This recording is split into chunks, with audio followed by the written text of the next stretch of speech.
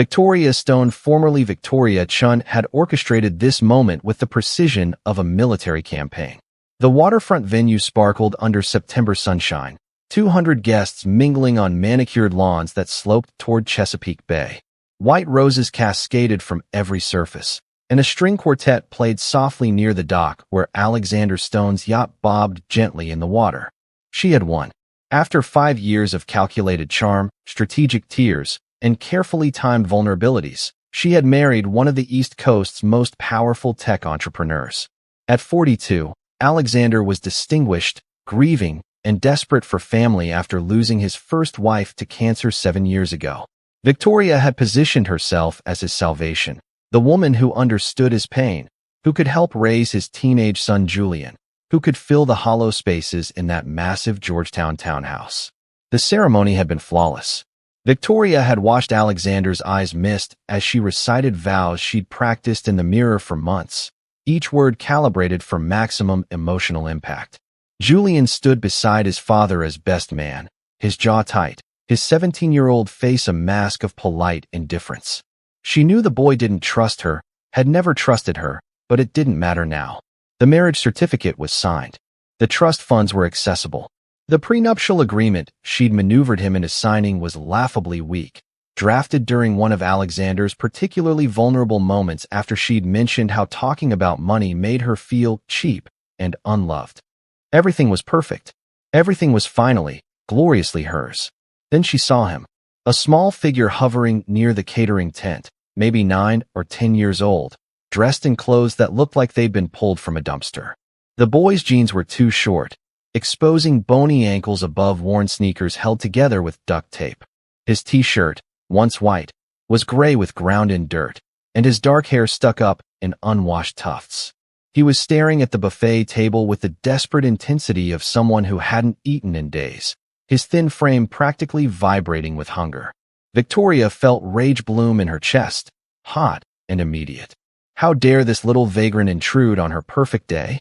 How dare he stand there like some Dickensian orphan, reminding everyone that poverty existed beyond their perfumed bubble?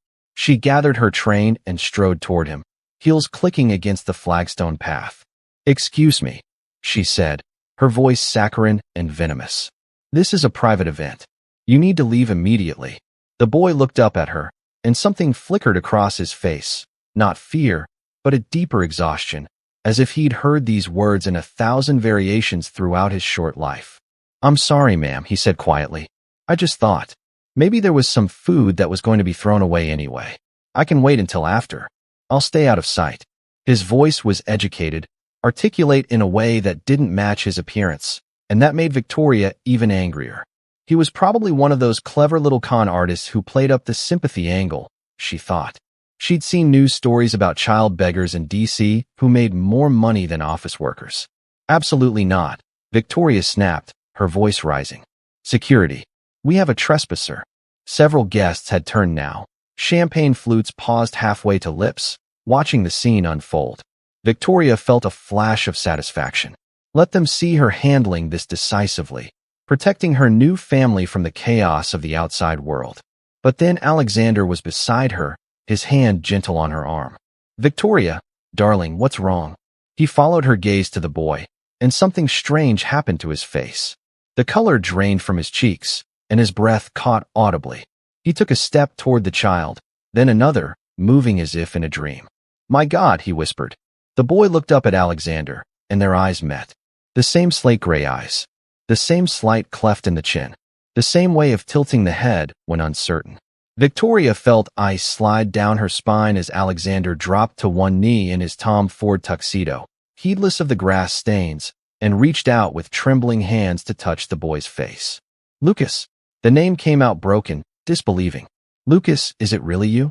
And the boy, this filthy little intruder who was ruining everything, began to cry. "Dad?" he said, the words small and uncertain, as if testing whether it was still allowed. Alexander pulled him into his arms, and the wedding guests erupted in confused murmurs. Julian appeared at his father's side, his face shocked and pale. Victoria stood frozen, her mind racing through implications and calculations, watching her perfect day crack apart like dropped porcelain. Somewhere in the crowd, A photographer captured the moment. The billionaire groom embracing a street child while his bride looked on in barely concealed horror. She watched the chaos unfold with the detached precision of someone calculating damage control. Alexander had swept Lucas into the estate's library, Julian trailing behind them, while wedding guests buzzed with speculation and poorly concealed excitement.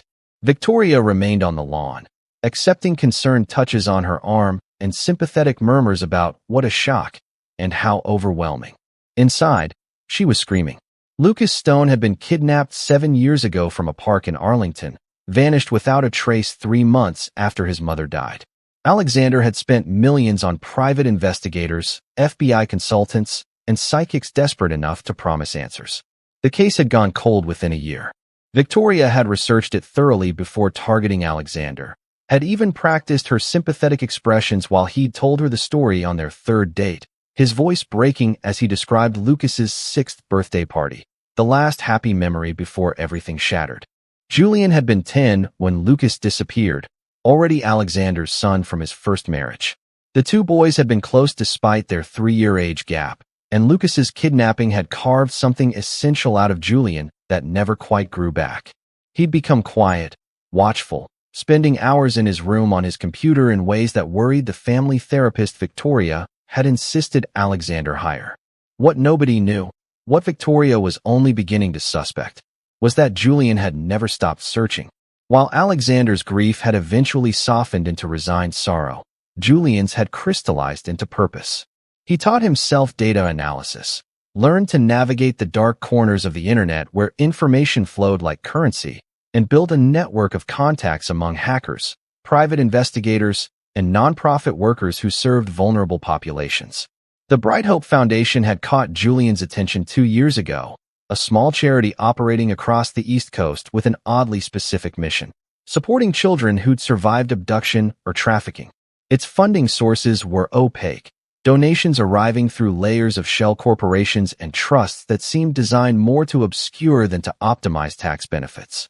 Julian had spent 18 months mapping the foundation's financial web, following money trails that wound through Rhode Island, Connecticut, New Jersey, and New Hampshire.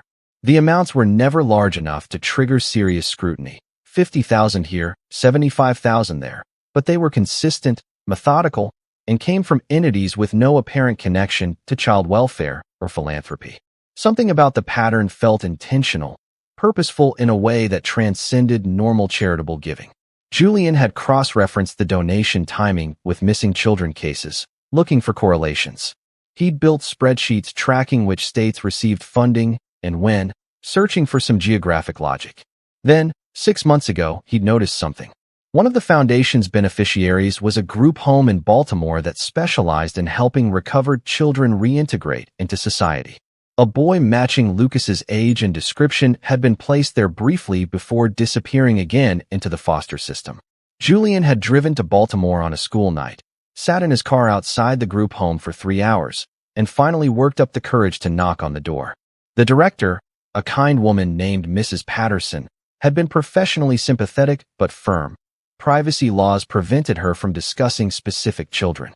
But as Julian turned to leave, she'd said something that lodged in his chest like a splinter.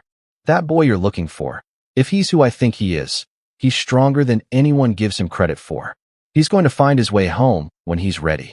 Julian had intensified his search after that, spending his college fund money on data brokers and skip tracers. He discovered that the Maryland donation had been followed by larger contributions from Washington State and California, then a massive anonymous gift from Hawaii. The geographic spread suggested someone moving frequently or deliberately spreading their financial footprint across jurisdictions to avoid pattern recognition. Then Julian had done something that surprised even himself. He'd hacked into the Bright Hope Foundation's donor database.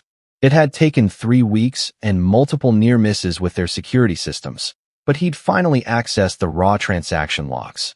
Every donation, regardless of which shell corporation or trust it came from, eventually traced back to a single offshore account in the Cayman Islands. And that account had been opened 7 years and 2 months ago, exactly 3 weeks after Lucas disappeared. Julian had presented his findings to his father on the morning of the wedding, a thick folder of printed spreadsheets and bank statements that represented 2 years of obsessive investigation. Alexander had listened with growing astonishment, then pulled his son into a fierce hug. "Why didn't you tell me you were doing this?" he'd asked. Julian had shrugged, uncomfortable with the emotion. "Because I didn't want to give you hope unless I was sure. And I'm not sure, Dad. I just have patterns and suspicions." But Alexander had seen something in his son's face that convinced him. He'd called the wedding coordinator and quietly instructed her to increase security, to watch for any children who might appear on the grounds, to alert him immediately if anything unusual happened. Neither of them had imagined Lucas would simply walk through the front gate, drawn by hunger and the smell of catered food. Now, watching through the library window as Alexander held Lucas like he might evaporate, Julian felt a complex mixture of triumph and dread. He'd found his brother. But the question that had driven his entire investigation remained unanswered. Who had taken Lucas, and why had they been funding his recovery for years? The money suggested guilt, or atonement, or some twisted form of protection. Someone had kidnapped a 6-year-old boy, held him for 7 years, and simultaneously ensured he'd have resources to rebuild his life. The contradiction made Julian's head hurt. He pulled out his phone and opened his encrypted notes app, scrolling through the list of shell corporations and their registered agents. Somewhere in this web was a name, a face, a person who held the key to understanding everything. And Julian intended to find them, even if it meant destroying his father's new marriage in the process. Because there was one shell corporation registered in Massachusetts under the name Beacon Hill Holdings, whose managing partner was someone Julian recognized from his father's old business files. Marcus Webb, a former security consultant who'd worked briefly for Alexander 8 years ago, just months before Lucas's mother had died. She maintained her composure for exactly 4 hours after Lucas's appearance, smiling through the abbreviated reception, graciously accepting guests' congratulations on such an emotional day, and even managing to kiss Alexander's cheek when he apologetically explained they'd need to postpone the honeymoon. Then she locked herself in the master suite's bathroom and methodically destroyed $12,000 worth of French cosmetics, hurling bottles against marble until her hands bled and her throat was raw from screaming. Lucas's return changed everything. The grieving widower she'd married transformed overnight into a man obsessed with understanding his son's lost years, and that obsession threatened to unravel secrets Victoria had spent a fortune ensuring stayed buried. Because Victoria knew exactly who had taken Lucas, she'd hired Marcus Webb herself, paid him $200,000 from her previous husband's life insurance, and provided detailed instructions about timing, location, and how thoroughly the boy needed to disappear. It had been elegant in its simplicity. Alexander's first wife had just died, leaving him emotionally shattered and vulnerable. Remove his remaining anchor, his beloved younger son, and he'd be desperate for someone to fill the void. Victoria had positioned herself perfectly, the sympathetic family friend who'd been there through both tragedies, who understood his pain, who could help him heal. She'd never intended for Lucas to be harmed, just removed. Marcus was supposed to take the boy to some rural foster situation far from Virginia, somewhere he'd be safe but untraceable. The kidnapping would trauma bond her to Alexander, give her a shared grief to manipulate, and eliminate the child who might eventually question her motives or claim inheritance. What Victoria hadn't planned for was Marcus developing a conscience. The man had been a mercenary, a former military contractor who transitioned into corporate security and wasn't particular about which side of legality his jobs fell on. He'd taken her money, executed the kidnapping flawlessly, and then apparently decided to play hero. Lucas had spent 3 years in various foster homes across New England before Marcus had established the Bright Hope Foundation, using Victoria's payment as seed money. The irony was caustic. Her own money, intended to destroy Alexander's family, had been laundered into a charity supporting abducted children, with Lucas as its primary beneficiary. Julian's investigation had been thorough, more thorough than Victoria had given the boy credit for. She'd found his folder of research while Alexander was at the hospital getting Lucas checked over, and the contents had sent her heart rate into dangerous territory. Julian had mapped nearly the entire financial network, had identified most of the shell corporations, and was circling closer to Marcus's identity with every passing day. The boy was smart, tenacious, and motivated by love, a dangerous combination. Victoria had two choices: run or eliminate the evidence before Julian made the final connections. Running meant abandoning her newly secured position, the Georgetown townhouse, the seven-figure trust fund Alexander had already transferred into her name as a wedding gift. Eliminating evidence meant silencing Marcus and possibly Julian before the truth emerged. She made 3 phone calls that night, each from a burner phone purchased months ago for exactly this contingency. The first was to her lawyer, instructing him to begin documenting Alexander's erratic behavior and emotional instability, groundwork for a future divorce that would paint her as the victim of a mentally unwell spouse. The second was to a private investigator in Boston, providing Marcus Webb's last known address and a request for surveillance. The third call she hesitated over for 20 minutes before dialing, her finger hovering over the contact labeled insurance. The voice that answered was professionally neutral, offering services that ranged from asset recovery to permanent problem resolution. Victoria had never used this particular resource before, had kept it as a last resort, but Julian's investigation and Lucas's return had accelerated her timeline catastrophically. Meanwhile, 3 miles away in a Virginia Beach hotel, Marcus Webb sat in a room he'd rented under a false name, staring at news footage of the Stone wedding on his laptop. He looked older than his 46 years, gray streaking his dark hair, deep lines carved around his mouth and eyes. 7 years of guilt had aged him in ways no calendar could measure.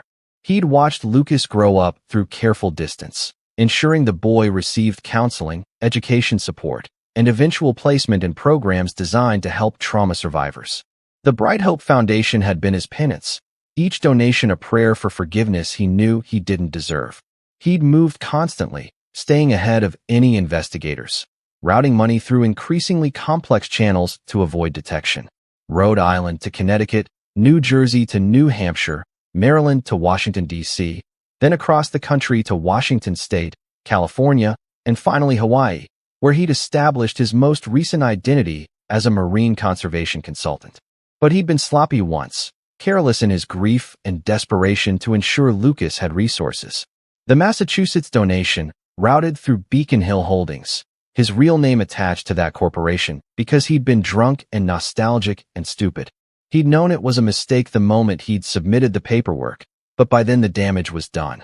If anyone looked carefully enough, they'd find Marcus Webb, former security consultant for Alexander Stone, who'd conveniently left his employment 2 months before Lucas disappeared. The connection was circumstantial but damning, especially if combined with financial records showing a $200,000 deposit into his account 7 years ago. Money he'd never touched, that sat in an offshore account gathering interest, waiting for the day he'd finally turn himself in. That day had arrived. Marcus had known it the moment he'd seen footage of Lucas appearing at the wedding, recognized it with the certainty of a man who'd been waiting for judgment. He couldn't let the boy spend his reunion answering questions about who'd taken him, where he'd been, why no one had found him. Lucas deserved peace, deserved to rebuild his relationship with his father without the shadow of the kidnapping hanging over every conversation.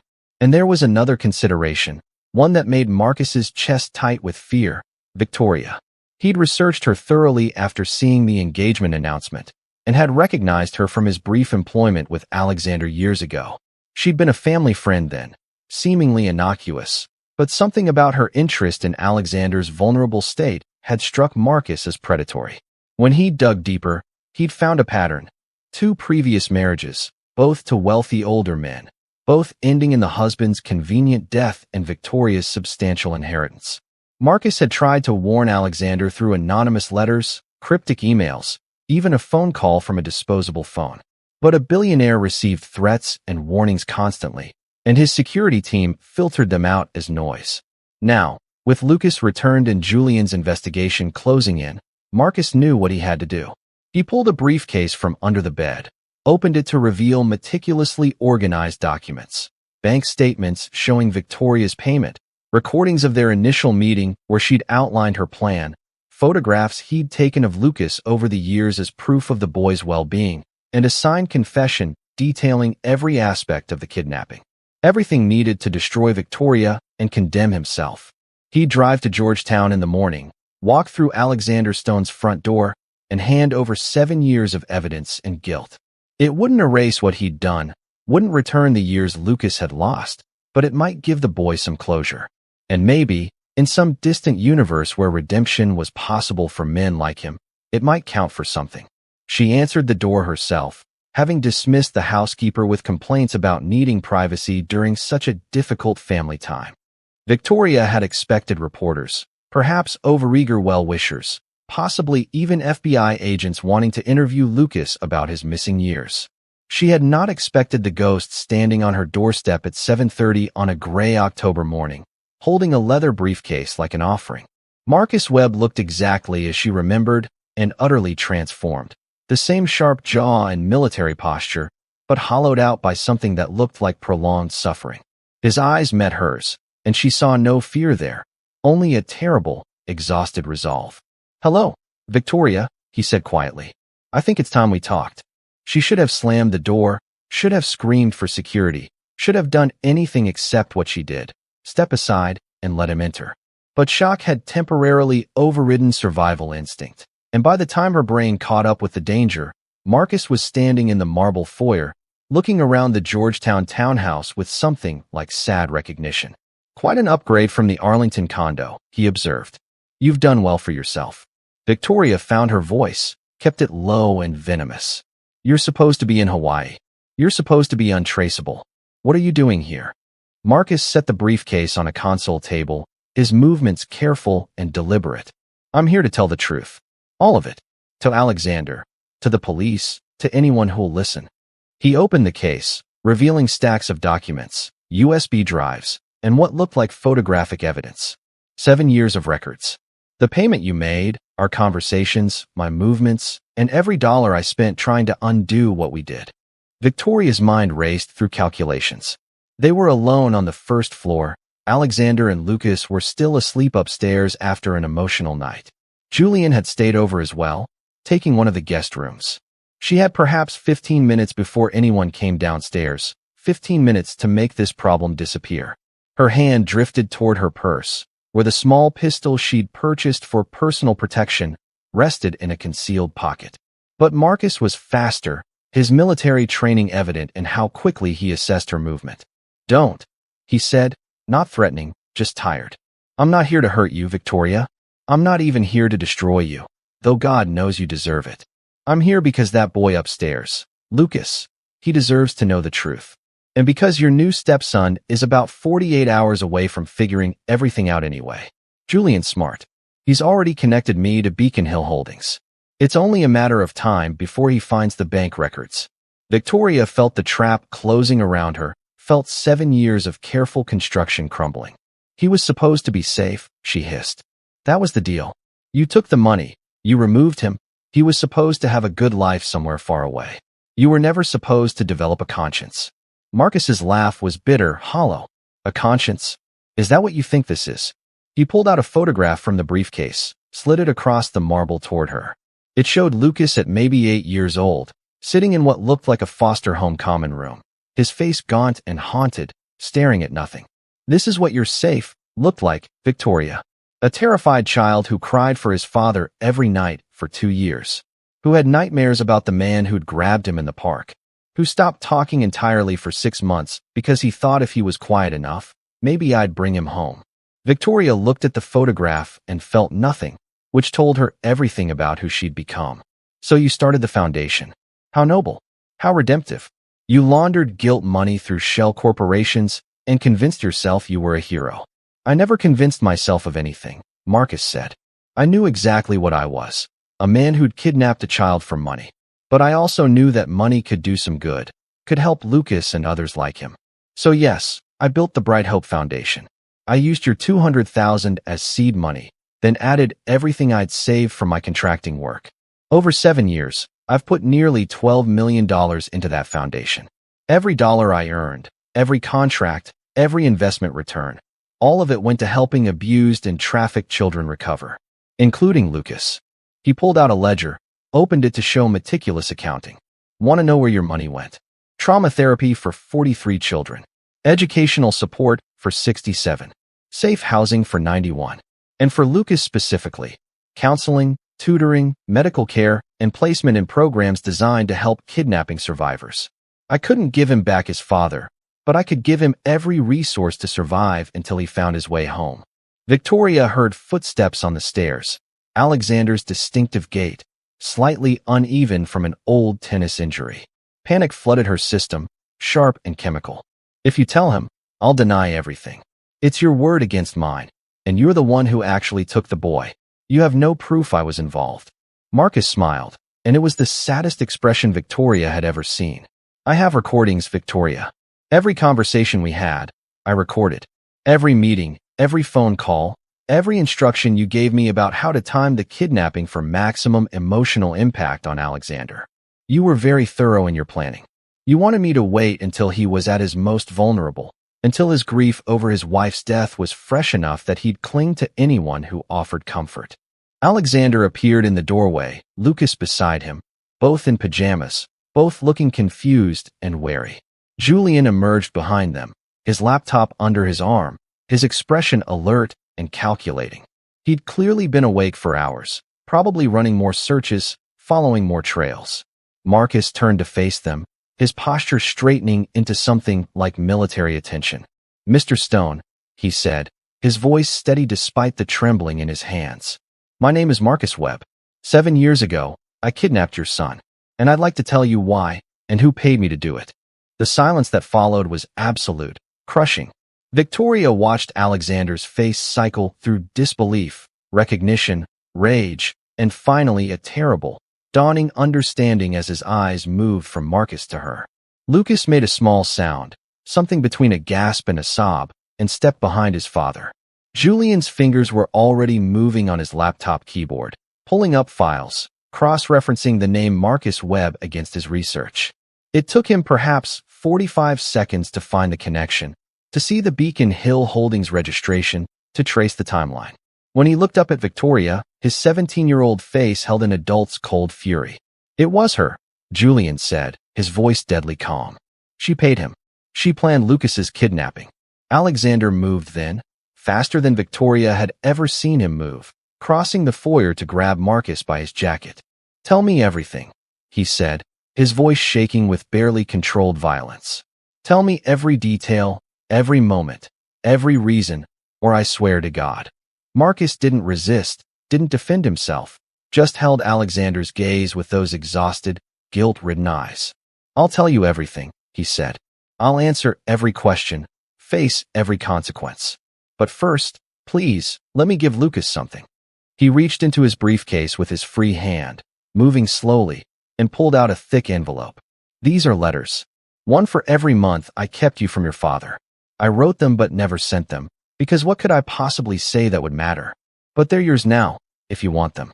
They explain where you were, who helped you, and how much money has been set aside for your future. The foundation belongs to you, Lucas. All $12 million. It's not enough, it will never be enough, but it's yours." Lucas stared at the envelope like it might explode, then slowly, hesitantly, reached out and took it.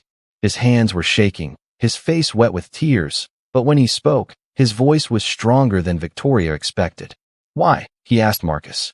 "Why did you take me, and why did you help me?" Marcus's composure finally cracked, tears sliding down his weathered face. "I took you because I was greedy and cruel and convinced myself that money mattered more than a child's life. I helped you because I spent every day of the last 7 years drowning in what I'd done, and trying to save other children was the only thing that let me breathe. It doesn't make it right. It doesn't make me anything but a criminal. But I wanted you to know that not one day passed where I didn't think about you, didn't pray that you'd survive what I did to you." Alexander released Marcus, stepped back, and pulled Lucas into his arms. Over his son's head, he looked at Victoria with an expression that made her blood freeze. "Call the police," he said to Julian. "Call them now. I want both of them arrested. Marcus for kidnapping, and my wife for conspiracy, child endangerment, and whatever else they can possibly charge her with."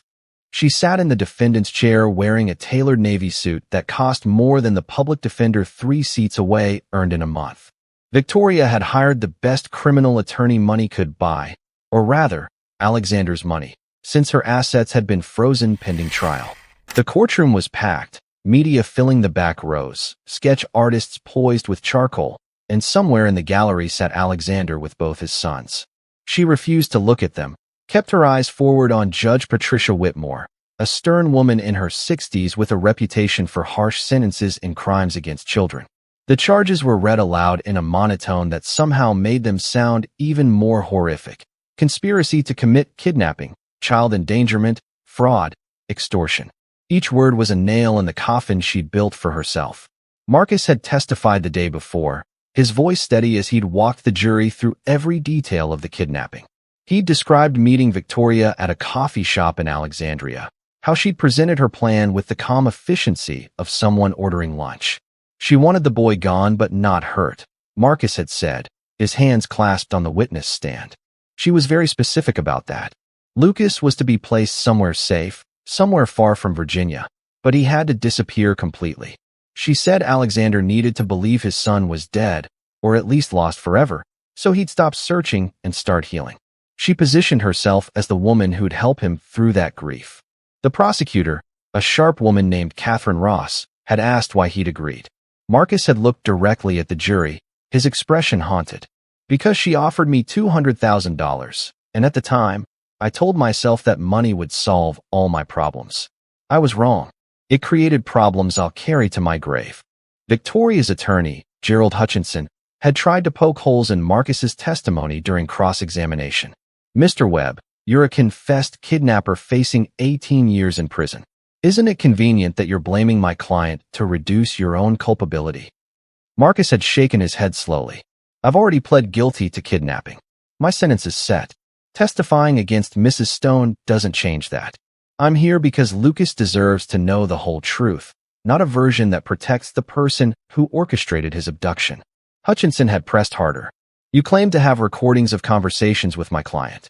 Yet these recordings were made without her knowledge or consent, which makes them inadmissible in Virginia courts under wiretapping laws. Catherine Ross had stood smoothly. Your Honor, while the recordings themselves aren't admissible as direct evidence, Mr. Webb's testimony about the content of those conversations is admissible, as are the corroborating bank records showing a $200,000 transfer from Mrs. Stone's account to Mr. Webb's 3 days before the kidnapping. The bank records had been devastating. Victoria had thought she'd been careful, routing the payment through 2 intermediate accounts, but Julian's forensic accounting, entered into evidence with appropriate chain of custody documentation, had traced every step. The timeline was damning. Victoria had withdrawn the money from her previous husband's life insurance payout, transferred it through a business account she'd established under a shell LLC, then moved it to Marcus's offshore account. Each transaction had a paper trail. Each trail led back to her. Julian had even found email exchanges between Victoria and the shell company's registered agent, discussing consulting fees and discretionary payments. The jury had listened with increasing horror as Catherine Ross walked them through each document, each transfer, each piece of evidence that formed an unbreakable chain of culpability. Then Lucas had testified, and the courtroom had gone absolutely silent. He was 11 now, nearly 12, still thin but healthier than he'd been at the wedding. He wore a button-down shirt that Alexander had helped him pick out, and his dark hair was neatly combed. He walked to the witness stand with Julian beside him. The judge had allowed his brother to accompany him, given his age and trauma history. Catherine Ross had been extraordinarily gentle, asking simple questions in a soft voice. Lucas, do you remember the day you were taken from the park? He'd nodded, his voice barely above a whisper. Yes, ma'am. I was on the swings. My nanny was on her phone. A man came up and said my dad had been in an accident, that I needed to come with him right away. His hands had twisted in his lap, and Julian had quietly placed one hand over them, steadying. I was scared, but he seemed official. He had a badge or something that looked official. So I went with him. Catherine had asked what happened next, and Lucas had described 3 years of foster homes, some kind and some neglectful, always moving, never staying long enough to form attachments. I didn't understand why I couldn't go home, he'd said, tears sliding down his young face. I kept asking the social workers to call my dad, but they said there was no record of an Alexander Stone looking for me. Later I found out the paperwork had been altered, my last name changed slightly in the system. Someone had made sure I couldn't be found. He'd described the loneliness, the nightmares, The way he'd stopped hoping his father would rescue him because hoping hurt too much. Then he'd talked about the Bright Hope Foundation programs, the therapy that had taught him it was okay to feel angry and scared, the tutors who'd helped him catch up academically. The foundation saved my life, Lucas had said simply. Even though it was started by the man who took me, it gave me reasons to keep going when I wanted to give up. Hutchinson had waived cross-examination. There was no way to question a child victim without looking like a monster. So Lucas had been excused.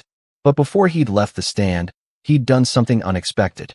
He'd looked directly at Victoria for the first time, those gray eyes so like Alexander's, and said, "I forgive you." The courtroom erupted in murmurs, and Judge Whitmore had given lead for silence. Lucas had continued, his voice stronger now. "I forgive you because my therapist says holding on to anger is like drinking poison and expecting the other person to die. But forgiving you doesn't mean what you did was okay. It means I'm not going to let what you did control the rest of my life. I'm going to be happy anyway, and that's the best revenge I can think of." Victoria had felt something crack inside her chest. Not remorse, exactly, but a recognition that she'd underestimated this child completely, had seen him as an obstacle rather than a person with his own strength and agency. Alexander had testified next, describing the 7 years of anguish, the failed investigations, the slow death of hope. "I blamed myself," he'd said, his voice thick with emotion. "I thought I'd failed to protect my son, that I should have been there, should have known something was wrong." Victoria positioned herself as the only person who understood that guilt. She'd say things like, "You couldn't have known, and you have to forgive yourself." And I thought she was helping me heal. I didn't realize she was manipulating me, using my grief as leverage to secure her position in my life. He'd described the wedding day, seeing Lucas appear like a ghost, the confusion and joy and terror of that moment. I knew immediately it was him. A parent knows their child, even after 7 years. But I also knew something was wrong, that his appearance at Victoria's wedding couldn't be coincidence. Julian had been the final witness, walking the jury through his investigation with the precision of a seasoned detective despite his 17 years. He'd explained the shell corporations, the donation patterns, the geographic spread of the foundation's funding. "I knew someone was helping Lucas from afar," he'd said. "The pattern was too deliberate, too carefully constructed." When I connected Marcus Webb to Beacon Hill Holdings, I started researching his history. That's when I found his employment record with my father's company, his sudden departure right before Lucas disappeared, and the bank deposit that matched the timing perfectly. But I also found something else. He'd pulled up a document on the courtroom's display screen, a life insurance policy on Alexander's first wife, with Victoria listed as the beneficiary despite having no legal relationship to the deceased. She'd somehow gotten herself added to the policy 3 weeks before my stepmother died.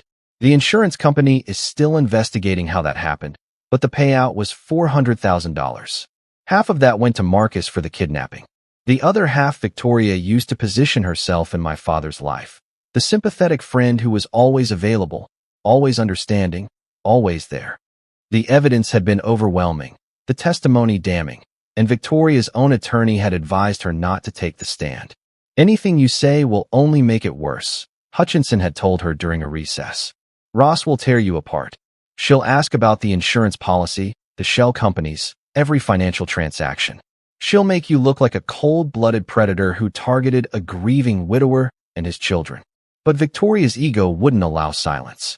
She'd insisted on testifying, convinced she could charm the jury, make them understand that her actions had been misinterpreted, that she'd loved Alexander and only wanted to protect him from the pain of searching endlessly for a son who might never be found. It had been a disaster. Catherine Ross had systematically dismantled every claim, every excuse, every attempt at sympathy. "Mrs. Stone, if you loved Alexander so much, why didn't you tell him you knew who'd kidnapped his son? Why didn't you come forward when Marcus Webb contacted you about the foundation? Why did you accept money from Alexander's trust fund even after Lucas returned? Money you knew rightfully belonged to his children." Victoria had no good answers, could only watch as the jury's faces hardened with each question. The deliberation had taken 4 hours. The verdict was unanimous on all counts. Now she sat waiting for Judge Whitmore to pass sentence, her carefully constructed facade finally crumbling as reality settled around her shoulders like a lead blanket. The judge looked at her with something like pity mixed with disgust. Mrs. Stone, you didn't wield the weapon, but you orchestrated a crime that stole 7 years from a child's life, that traumatized a family, and that was motivated purely by greed and manipulation. While Mr. Webb has shown genuine remorse and attempted restitution, you have shown nothing but self-interest. This court sentences you to 23 years in federal prison, with no possibility of parole for 15 years. May you use that time to develop the conscience you so clearly lack. The gavel fell, final and absolute, and Victoria was led away in handcuffs while cameras flashed and reporters shouted questions she would never answer. Victoria went to prison for 23 years. Marcus received 18, though his cooperation and the Foundation's documented good work earned him consideration. The Bright Hope Foundation was restructured under Lucas's name, with Alexander and Julian as trustees, and continued its mission helping recovered children heal. Lucas spent 2 years in intensive therapy, slowly rebuilding trust and processing trauma, but he never lost that quiet strength that had carried him through the worst years. Julian postponed college to stay close, and the two brothers rebuilt their relationship one careful conversation at a time. Alexander learned that love sometimes means sitting in silence while someone you love learns to speak again. That patience is the greatest gift we can offer the wounded. The moral is simple but profound. Redemption isn't found in grand gestures, but in consistent, humble action. Marcus couldn't undo his crime, but he could dedicate his remaining freedom to preventing others' suffering. It's okay to feel broken by what life has taken from you. Lucas did, and he survived anyway. You've got this, even when you don't believe it. And remember, the people who truly love you will wait while you find your way home, however long the journey takes. Sometimes the path to healing is measured not in miles, but in small, brave steps forward. Thank you for joining us on this powerful journey through darkness into light. If this story touched your heart, please hit that like button, subscribe for more family folktales that remind us of our shared humanity, and share this video with someone who needs to hear that healing is possible. Drop a comment below telling us what part of Lucas's story resonated most with you. Your words might be exactly what another viewer needs to read today. Until next time, remember, you are stronger than your circumstances, and your comeback is always possible.